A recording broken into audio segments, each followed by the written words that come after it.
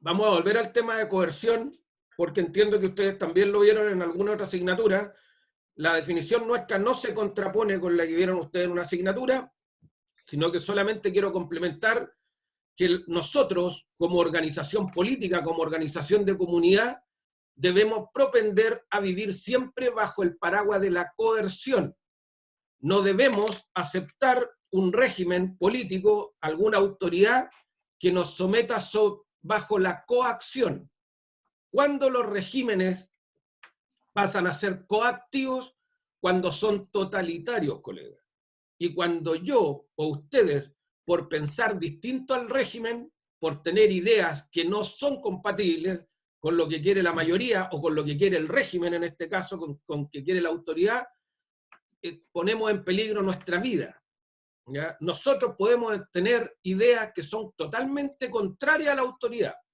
Y eso la autoridad no nos puede venir a sacarnos de esta idea. Ahora, si nosotros generamos conductas que vayan en contra del ordenamiento jurídico, la autoridad nos sanciona.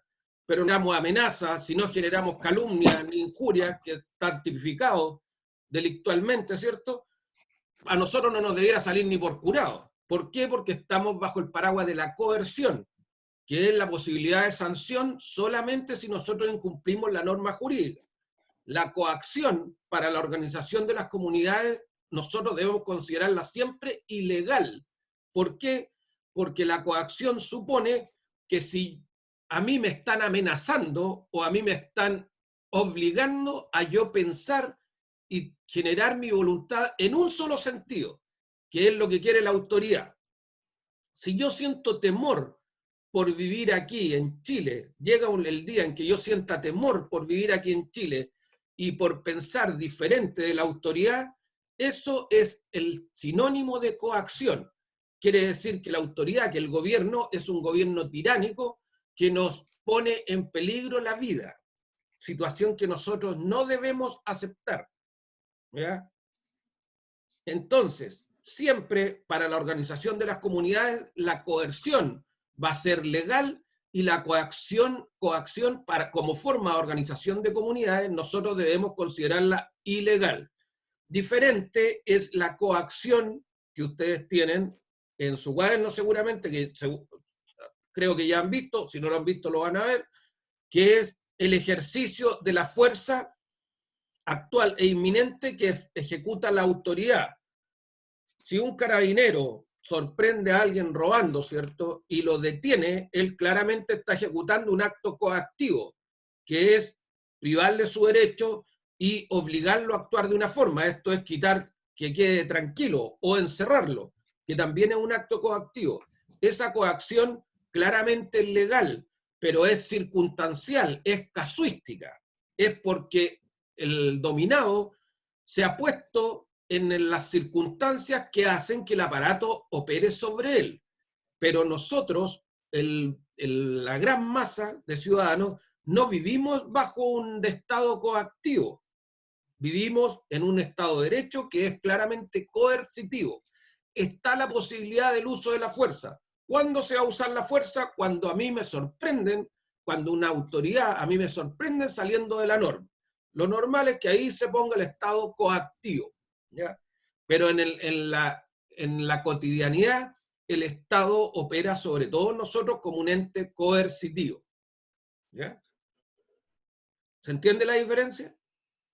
Nosotros debemos propender siempre a mantener un estado coercitivo, jamás a mantener un estado coactivo, porque esto solamente es una privación de derechos, pero exacerbada. Bien, eso quería señalar en una diferencia entre coerción y coacción. ¿Duda respecto a esto, colega? Ya. Vamos a ver lo que les traigo para hoy día, colegas. Hoy día vamos a definir un concepto que es muy usado, que es soberanía. Ya hemos visto, definimos política, vimos la forma en que se presenta la política, ¿cierto? Vimos el conocimiento, cómo se nos presenta el conocimiento en general, ¿cierto? Y después hablamos del conocimiento político, y vimos el brazo armado de la política. ¿Y cuál es la fuerza de la política? El poder político. ¿Ya? El poder político, que es aquel traductor de la intención política que se transforma en un medio para que la gente obre en consecuencia, para que las personas sigamos la idea de la política. Y el que se sale de esta idea política, el poder político le da unas palmaditas, ¿cierto? O le da un combo, o lo saca de circulación, o le aplica una multa para volver al orden establecido. Y ahora, dentro de todo esto, vamos a ver cómo se traduce ese poder político en el Estado. ¿Por qué el Estado tiene este poder político? ¿Ya?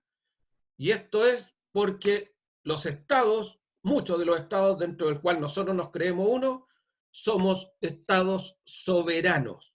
¿Ya? ¿Y qué significa ser estado soberano? ¿Qué significa vivir en una congregación soberano? Aquí lo vamos a comenzar a ver. Del latín, super annus, soberano, quiere decir el que está por encima del resto, el que está por encima de todos. De ahí viene que antiguamente los monarcas eran soberanos. ¿Por qué? Yo los pregunto, ¿por qué los monarcas eran soberanos? Porque la ley afectaba las ordenanzas, las disposiciones, afectan a todos los súbditos menos al soberano. El soberano está por encima de la ley. ¿Ya? Y yo cuando digo antiguamente, ¿existen hoy día mandatarios que están por encima de la ley? Hoy día en el mundo existen soberanos, existen mandatarios, perdón, que actúan como soberanos que están por encima de la ley. Sí. ¿Quién está respondiendo? Sí, yo, Ana. Ana, ya, ¿tú crees que sí? Efectivamente. Hoy día, Pero, en pleno siglo XXI, bien avanzado el siglo XXI, tenemos mandatarios que son soberanos, que están por encima de la ley, que la ley no los toca a ellos. ¿Ya? Fundamentalmente en países orientales. Las monarquías puras, las monarquías que están declaradas como tales, existen todavía fundamentalmente en países orientales o asiáticos que adscriben a regímenes que mezclan la religión con el Estado, como son los Emiratos, ¿cierto? En el cual el príncipe o el emir está por encima de la ley. También, si creemos lo que la prensa dice, tenemos el caso de Corea del Norte, donde el gobernante, que es el primer ministro, actúa como emperador. La ley, él es la ley. Él puede modificar la ley y él claramente está por encima de la ley. ¿Ya? En los países occidentales, en los países republicanos democráticos como el nuestro, y como la mayoría de los países occidentales, no existe o no debiera existir nadie que esté por encima de la ley.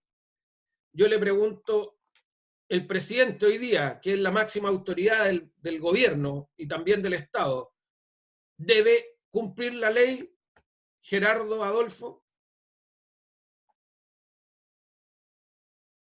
El presidente Piñera hoy día o la presidenta Bachelet antes, ¿deben cumplir la ley si cometen un delito? Si alguien de su familia obra fuera de la ley, ¿tienen posibilidad de ser juzgados? En Sí, este por supuesto. momento, el presidente de la Corte Suprema, el presidente del Senado, si cometen un delito o si alguien de sus familias cometen un delito, ¿pueden ser juzgados? Por supuesto, profesor. Ya. ¿Hay alguien en Chile que esté fuera de la ley? Ninguno. Ya. Nadie, ninguna persona en Chile puede estar por encima de la ley. Perfecto. Estos regímenes republicanos democráticos, no hay nadie que esté por encima de la ley. Hay hoy día en el mundo ejemplos de estados o gobiernos en el cual el mandatario, el primer ministro, el presidente o como se llame, está por encima de la ley. Sí hay. ¿Ya? Y de aquí viene el término soberanía. La máxima autoridad dentro de un esquema político. Y el soberano como el ser superior dentro de una entidad. Por lo tanto, si yo les pregunto, ¿verdad?, en esta introducción, sabiendo que soberano es la máxima autoridad como el ser superior y que está encima del resto, ¿quién es el soberano aquí en Chile? ¿Es la Constitución? No, pero es cercano. Rayos. Fernanda, Profesor, ¿sí? ¿puede ser las personas? Ya, Las personas, bastante ¿sí? cercano. ¿Quién está respondiendo, Juan? Juan Hidalgo, sí, profesor. Las Ya, personas. ya, pero nosotros lo tradujimos, yo se los mencioné hace poco cuando hablábamos de Sieyes. El soberano, queridos colegas, en los estamentos republicanos, es la nación, ¿ya? La nación que agrupa a todas las personas, pero que todas las personas creamos un ente abstracto, ¿ya? A ver, yo les pongo el caso. Nosotros en el curso queremos elegir una directiva de curso, ¿ya? Unos representantes que sean nuestros portavoces en el centro de alumnos de la Pedro Valdía, ante el rector, el vicerrector. Creamos un grupo de 3 personas que van a ser nuestro portavoz. Pero nosotros, el curso, yo soy alumno con ustedes, seguimos siendo el soberano, ¿ya? Pero lo que nosotros hemos decidido es un ente ficticio que está representado en estos 3 mandatos, ¿ya? ¿Puedo yo, que soy parte de esta soberanía, cursal ahora, o nacional, ir y decir, no, ¿saben qué? Yo no quiero seguir bajo este sistema. No quiero que ellos 3 me representen. ¿Puedo hacerlo yo? Si ya está resuelto, si nosotros ya resolvimos por votación, se hizo por mayoría, de que nos iban a representar 3 alumnos, las 3 que tengo en pantalla, Ana, Paula y Sofía, me van a representar. Se votó y quedó como está. Las 3 son representantes del curso. ¿Puedo yo mañana ir y decir, no, ¿saben qué? Yo no voy a obedecer lo que digan estos representantes porque yo no estoy de acuerdo con ellos? ¿Puedo hacer eso? ¿Puedo yo mañana ir donde el presidente, donde el ministro de la Corte Suprema y decir, ¿sabe que yo no quiero acatar las leyes porque yo no me siento parte de esto? Ustedes no me representan. ¿Puedo hacer eso? ¿Mm? ¿Puedo hacerlo? No, ¿cierto? No puedo. ¿Por qué? Porque nosotros ya establecimos un sistema. A nosotros nadie nos preguntó, el sistema está establecido. Está normado hoy día por una constitución y por las leyes. Y nosotros somos parte de esto. Este sistema que se creó, este ente abstracto que está gobernando, este paraguas que nos gobierna, es la nación. Nosotros ya le entregamos a los representantes nuestra voluntad política para que ellos nos gobiernen. Por lo tanto, el soberano, insisto, seguimos siendo nosotros. Seguimos siendo las personas, como muy bien lo señalaba alguien, pero a través de un órgano abstracto que se llama nación.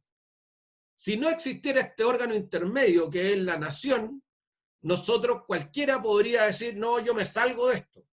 Momento, usted pertenece a un órgano que es la nación, y la nación, cuando se eligió la mayoría, le entregó a esta persona nuestra representación. Ah, sí, pero yo no voté por él. Sí, correcto, pero se lo entregó la nación. ¿Y quién es la nación? Muy simple, lo que la mayoría quiere. Yo puedo estar de acuerdo o en desacuerdo con lo que la mayoría quiere, pero tengo que acatar igual, porque es lo que la mayoría resolvió.